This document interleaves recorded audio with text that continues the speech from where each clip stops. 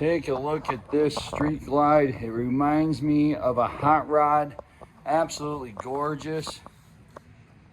You can see it's a nice black denim. It's got the old school pewter bar and shield. But take a look right here, guys. It's got a 110 Screaming Eagle in it. This thing is wicked fun to ride. Got a touring style seat on it. Passenger floorboards. Stretched bag covers on here. You got the old school tail lights, which look really sharp on there, all LED. Got a nice set of apes on here.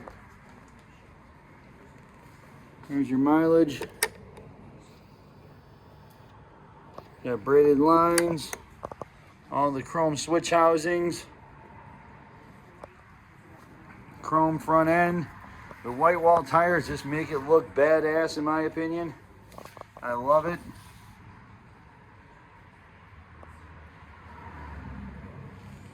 Just a real pretty Street Glide.